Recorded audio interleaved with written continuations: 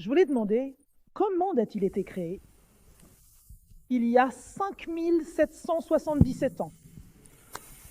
D'accord, mais les chercheurs disent autre chose. Comment expliques-tu cela? Les chercheurs sont apparus après 5778 ans. Personnellement, je sais pas, j'en ai aucune idée. Alors je réponds. Vas-y, réponds. Je réponds. Les chercheurs sont apparus après 5778 ans et ainsi de suite. Et ils savent pas ce qu'il y aurait eu avant.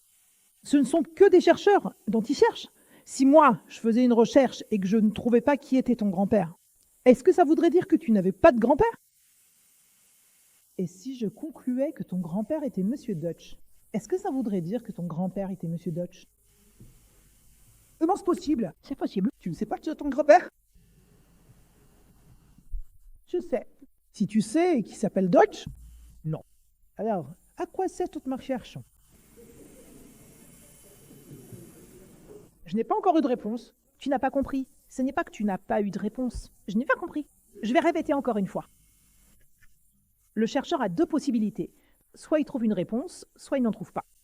Mais il y a aussi la possibilité qu'il trouve la bonne réponse ou qu'il trouve une mauvaise réponse. C'est bien ça? Because. Maintenant, tu viens et tu dis que tu as un certificat et sur ce certificat, il est écrit que ton père s'appelait Yosef, que son père à lui s'appelait Moshe et que son père à lui s'appelait Lévi et que son père à lui s'appelait Daniel. C'est bon? C'est ce que tu sais et tu as des certificats. Et tout à coup, quelqu'un arrive et dit « Laisse tomber les certificats, moi je suis chercheur. » C'est mon métier, je suis chercheur. Je vais faire une recherche et je te donnerai une réponse dans 2 semaines. Il revient, il y a deux possibilités.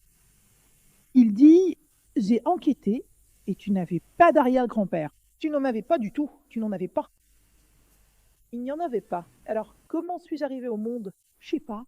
D'après l'enquête que j'ai menée, tu n'avais pas de grand-père. Alors tu dis, donc en fait, je n'avais pas de commencement.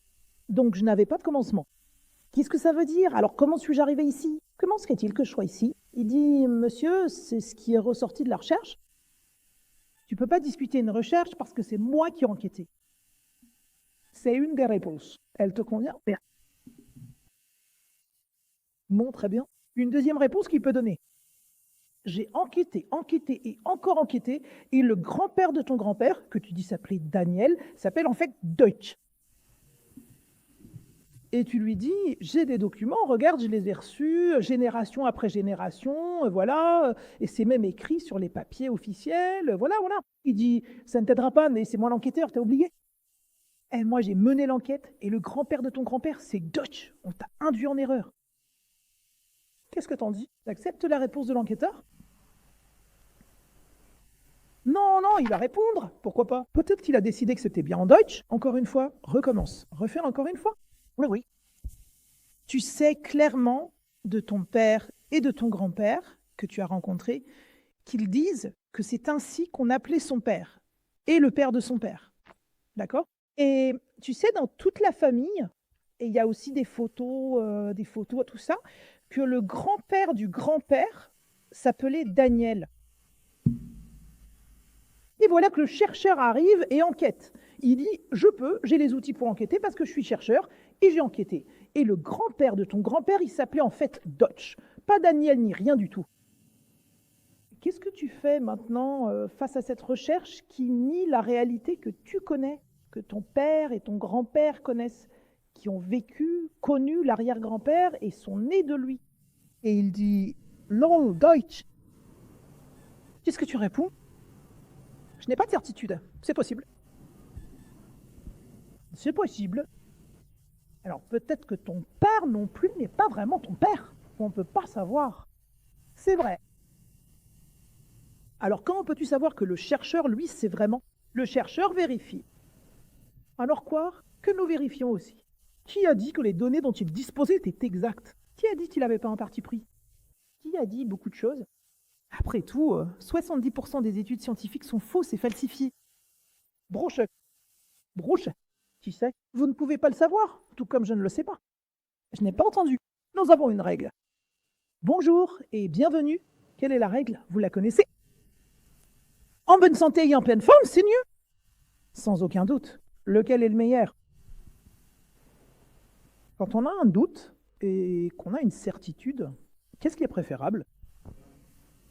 Bien sûr, bien sûr. Vous avez donc maintenant les certificats qui mentionnent Daniel, l'arrière-grand-père de votre grand-père. Et vous avez des doutes quant à la véracité des conclusions du chercheur? Qu'est-ce qui est mieux?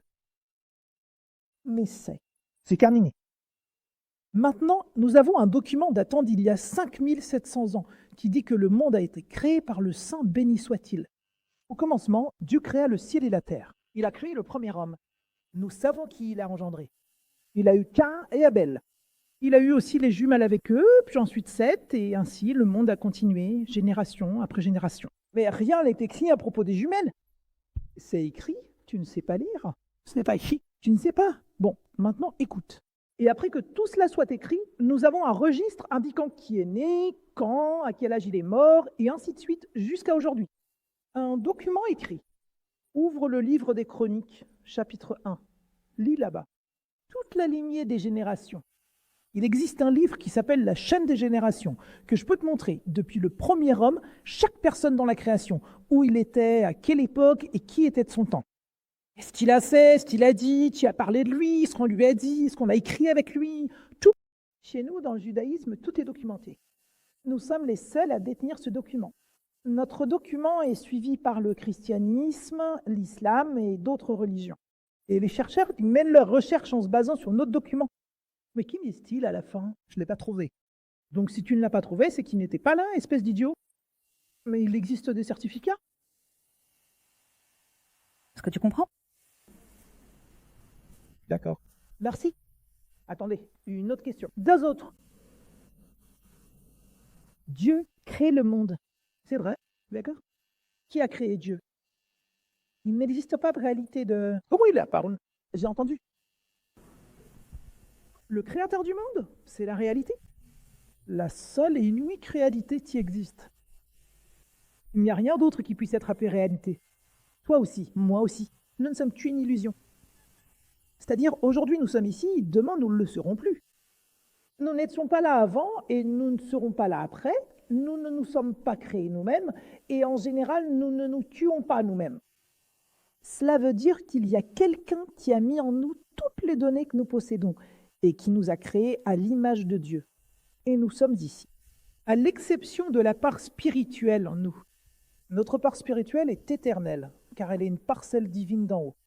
Comme il est éternel, la partie qui vient de lui l'est aussi. C'est pourquoi l'âme demeure. Et l'âme, c'est toi qui viens de me parler, pas le corps.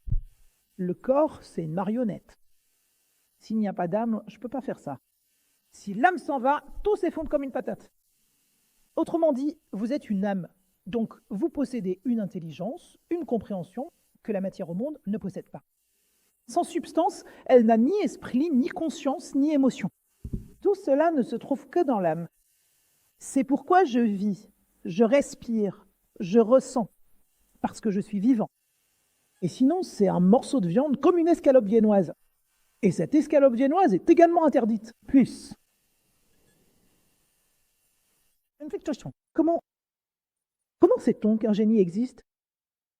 Ce n'est pas écrit. Certains disent le voir et le ressentir déjà ici. Mais en réalité, cela n'a même pas encore commencé. Mais comprenez bien avant tout que si vous voulez faire de la recherche, si vous aimez la recherche, alors il y a des gens qui sont revenus d'entre les morts et qui décrivent ce qu'ils ont vu lors de leur descente. Et de telles recherches ont été menées, mais ce n'est pas comme lorsqu'un chercheur va enquêter quelque part. Il trouve quelque chose en archéologie et fait 2583. Tu comprends? Non. Il s'agit d'une recherche, c'est-à-dire d'une démarche empirique que l'on vérifie. Alors, qu'as-tu vécu? Quel est le processus? La personne qui parle maintenant ne sait pas qu'un autre a vécu cela en Inde, un autre en Amérique et un autre ailleurs. On recueille tous les témoignages de personnes ayant traversé un certain processus, on les centralise et on en tire des conclusions. Tout le monde a constaté un dénominateur commun, d'accord, et ensuite, qu'est-ce que cela signifie? Si au moment où ils étaient considérés comme morts dans ce monde, mort, la médecine a déclaré la mort, et ensuite il est revenu à la vie, et il raconte ensuite un processus qu'il a traversé, qui en principe ne devrait pas être possible, car si la mort signifie la fin de la vie, comment cela continue-t-il? Seulement pour celui qui croit qu'il y a une âme, et il revient raconter, et ce n'est pas lui. des centaines ou des milliers, cela signifie que c'est la vérité. Est-ce qu'on ne peut pas traverser un processus après avoir cessé d'exister, à moins d'être encore là, simplement sous une autre forme? Et lorsqu'ils racontent, ils décrivent l'enfer. Maintenant, je ne m'enthousiasmerai pas non plus pour ça. Mais si les descriptions viennent de non-juifs, de non-croyants, d'autres laïcs qui n'ont aucun accès au Zohar sacré et qu'ils décrivent exactement ce qui est écrit dans le Zohar, quelle conclusion dois-je en tirer? Que c'est vrai. Et qu'est-ce qui est écrit dans le Zohar sacré? Oh, il y a un traité sur l'enfer, lis-le. Il y a une récompense pour l'enfer dans la tribu de Moser. Ouvrez-la, regardez-la. Il y a un chapitre entier. Vous pourrez apprendre exactement ce qui attend ceux qui ne le font pas.